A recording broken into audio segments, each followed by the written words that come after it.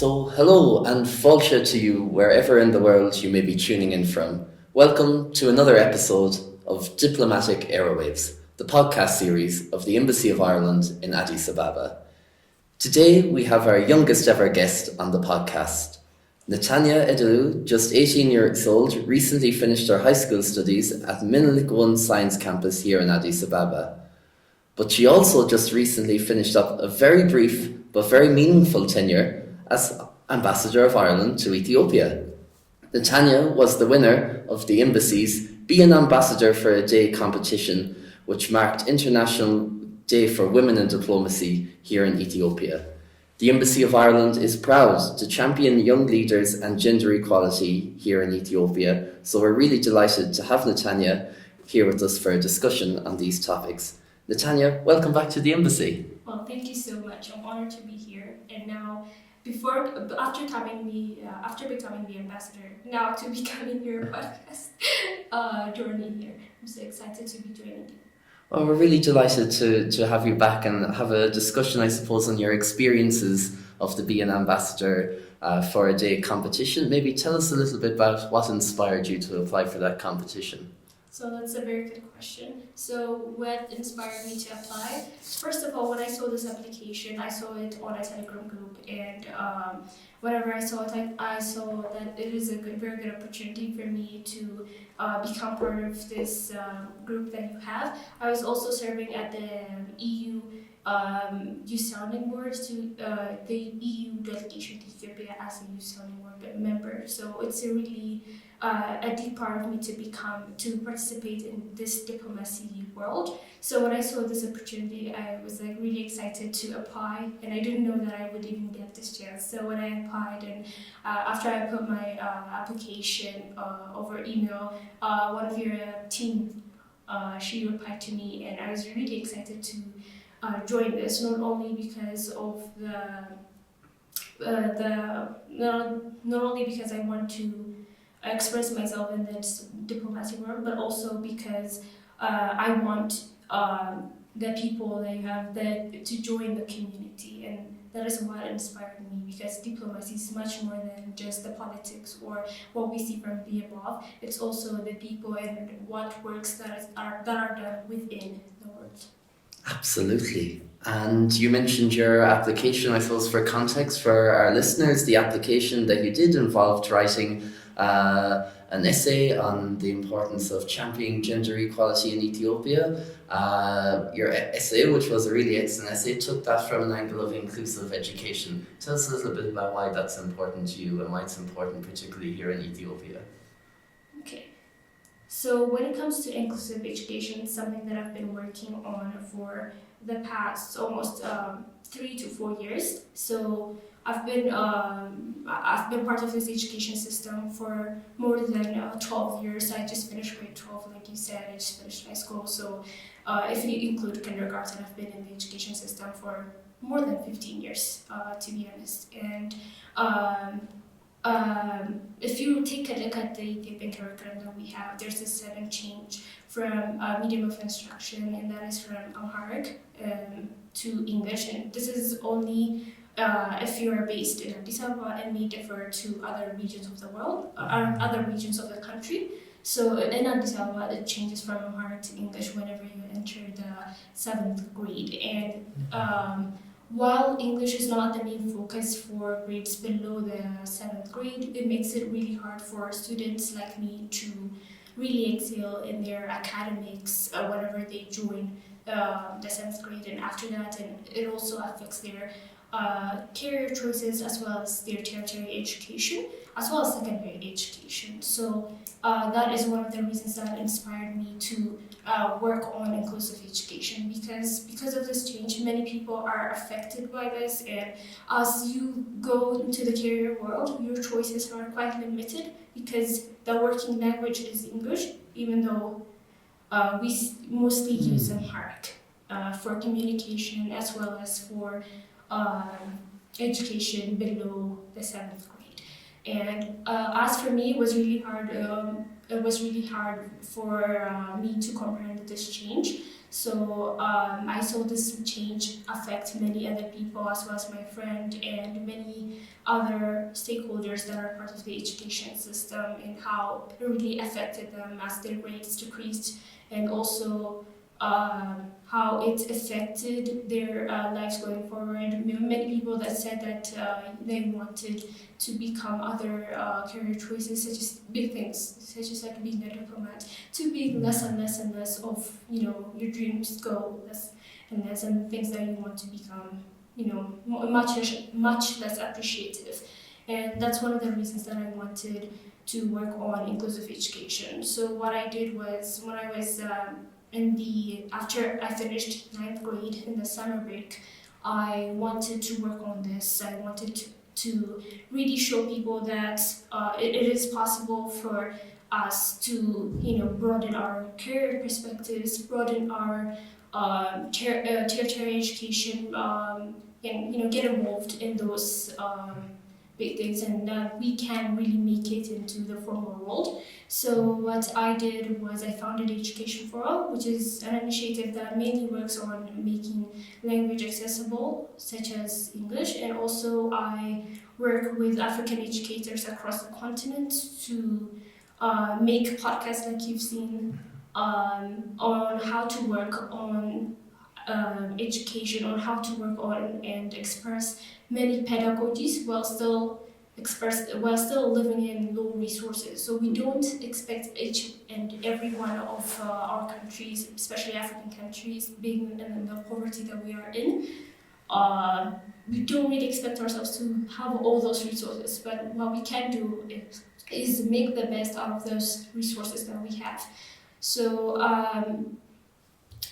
it started. It started from me. So that's what I would say. So I started from myself, and I started talking to other people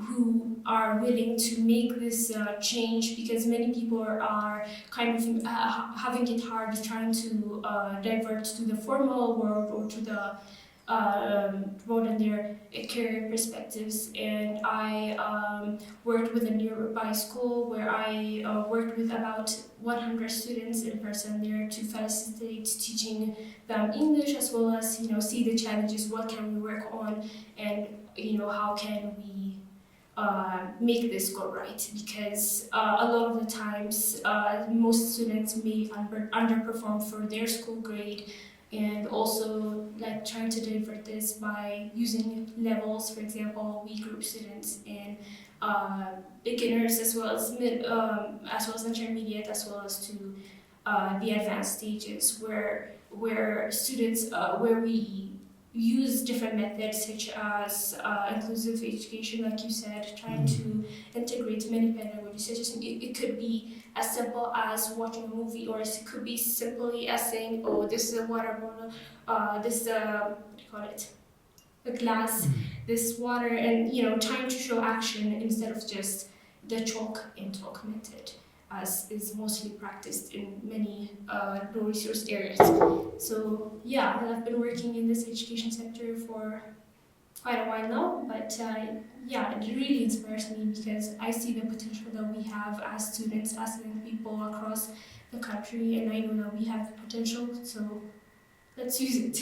Absolutely, and I think it was really clear for us when we read your essay that inspiration and that motivation really shone through, which is why we were really glad to take you with us for the competition. I think a lot of our viewers will find these discussions and topics very interesting, and you mentioned you have your podcast. Maybe you can tell our listeners where they can find the Education for All podcast. Okay, that's very nice. It's really good for me to Little plug in there for you. to put an advertisement here. But yeah, you can find me on YouTube. It's called Education, and then the letter, the number 4, and then all. So Education for All. And then you can find me there. You can find many other topics that we're also discussing about inclusive education. Mainly it's on education, and we network with schools like mine to host debate sessions that I've done at my school and at other schools as well. So pretty much a combination, you can see there. So be sure to subscribe and watch my videos. Don't forget to like and subscribe. Exactly. So then you came to the embassy, you met our ambassador Olivia, and you joined her for a very busy day. Can you tell us a bit about the standout memories from that experience? So the standard memories that I would probably think of right now would probably be the time that we went to Chokra. I don't really know if I'm probably pronouncing it right because That's it's an Irish exactly word. right, yeah. If I'm not wrong, You are right, Yeah. it means mercy in Irish. Mercy. I did not know.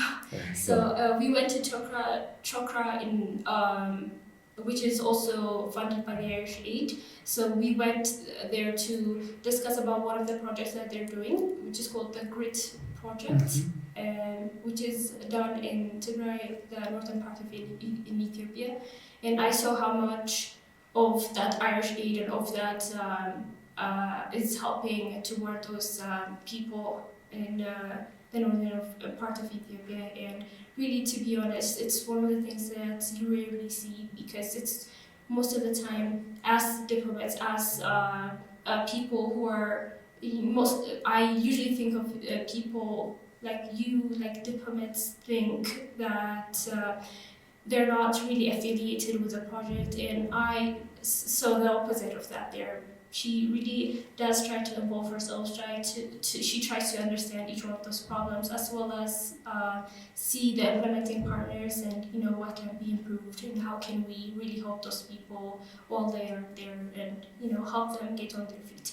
So it's a good opportunity to see that we can make it out, we can survive. And you being part of this, it's a really good opportunity for me to see that we can make survive. Well, I'm really glad you were able to experience that and to see the work that Irish Aid does. It's something we really value, taking an approach of helping the furthest behind first and working on helping the most vulnerable people. And that's really our philosophy here in Ethiopia. And for you to have the chance to see that hands-on approach that we have, I'm really glad you had that opportunity. What do you think you'll take from that, and if there's any message you'll have for young girls across the country as a result of that experience, what would it be?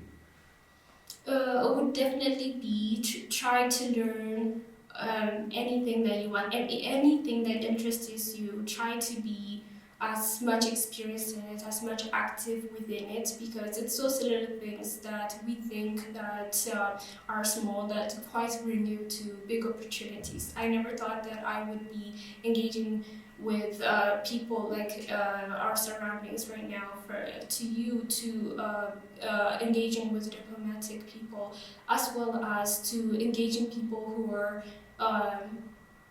mostly involved in the higher states. So yeah, be whatever your interest is, try to engage well in it. Anything that you think is small can be big in the eyes of others. So try to engage in it, and also whatever you do, please engage well in it and try to get yourself known, because at the end of the day, if you don't promote yourself, no one will promote you. So try to promote yourself, try to engage in areas where your work is known, not only hidden. So I would say that to every other young people across the world. I really like that. That's one I will take note of myself even. Yeah. You mentioned your experience during that day with Ambassador Olivia going to Chokra, Yeah. but I know you have an experience with another Irish NGO as well, Goal. Maybe can you tell us a little bit about that? Yeah, that would be good. So I started working with Go Global as their part of. They have this fellowship called Next Gen Fellowship, where people across the world, particularly from around 7 countries, if I'm not if I'm not mistaken. So there's Ethiopia, Zimbabwe, Iraq, Syria, as well as Ireland, and also Haiti and Honduras. So people from those countries are are selected into this program to share to share what they think about different topics that Goal is working on, that Goal Global is working on. For example, in our year, we're working on our topics are climate crisis as well as migration. So, as the Next Gen Fellowship, you try to work on different areas and on these topics such as climate and as well as migration that I've talked about.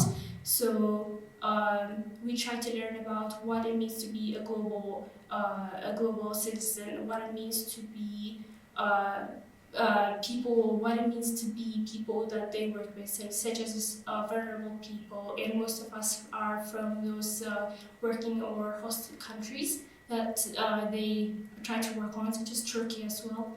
And we try to see it on how can we help, how can our perspectives help to address the works that they do, how can our perspectives as youth as well as people who are from the receiving part of the this fund see how it's going, and it's really an experience for us to learn as well as to engage in those activities as well. So currently we're writing letters to people who are moving away, so like kind of like migrants who are mostly on the vulnerable side. So it could be people who are moving away from war, who are moving away from like earthquakes, as well as many vulnerable aspects, parts of their communities, and try to move to other parts of the world. And we're trying to make them feel that you're not alone, that whatever you do, it's okay, and you can find home away from home. So that's the topic that we're currently working on, and it's all of it. All in all, it's trying to work with vulnerable communities and also make the best out of it. Yeah, I think it's a really interesting experience. I can speak for myself, having been part of Goal Next Gen program before I became a diplomat myself, and the chance to connect with people from other countries on projects around development and humanitarian work that you can feel really passionate about, and it's something that Irish Aid is really proud to support as well, especially with bringing youth leaders forward for the next generation. Another way we are really proud, the Government of Ireland and Irish Aid, to bring forward next leaders is through connections with other European countries. And I know you mentioned earlier, I want to explore a little bit more about the EU Sounding Board. Can you explain for our listeners what exactly that is and what is your role as part of the Sounding Board? All right. So the EU Youth Sounding Board is the work that is done with the European Union delegation to many other countries. It's not only in Ethiopia; it's across the world. And in Ethiopia, the European Union delegation to Ethiopia Youth Sounding Board is in its third year. So they select people. It's on this third cohort, and they select people from the ages of 18 up to 30, if I'm not mistaken, or 29, 18 up to 29. So these are the most young people that is in the age sector, and they try to find who is in this leadership position, who can we, who are these people that if we give our help, if we give our help, that can excel. So it's people that that are working in multiple sectors. That could be the education, the finance, medical sector, as well as many other sectors. And it's people, young people, who are making change in their communities. So one of the works that we're currently doing is we're holding on a digital well-being session where we're trying to work on how we can be safe while being on the digital world, because on the digital world you can use many things as well as gain many things, especially when it comes to suffering or bullying, things like that. If you post many things online, these type of things happen, and they give trainings to us on how can we protect ourselves from things like this. So it's quite broad as it is, and it's the perfect place to find young people who are working on multiple sectors and trying to find the leader in you, and also get the appropriate mentorship from people who are working directly within the EU delegation, as well as people who are partners. So it's the perfect place to get those mentors as well as those connections to really explore yourself and make the best part of yourself. Wow, really, really inspiring. And I want to look next, I suppose, to the future. What's in store for you, Netanya? What are your plans next? Oh, that's a very good question, because the future. Currently, I just finished high school, grade 12, almost like a week ago. So it feels unreal. Congratulations. Yeah, it feels very unreal to even think about the future, because it's 4 years have been a long time for high school, and I'm really glad that I finished this. So for the future, I want to work on the intersections of equitable finance, the diplomacy, as well as the accessible education. So to do that, I'll be moving soon to South Africa to pursue as a 2-year A-levels program at the African Leadership Academy. So I'm really excited about that. And yeah, as I go forward, I hope to work on these intersections of the finance, as well as the diplomacy, as well as the education world, and also try to work on within my country, as well as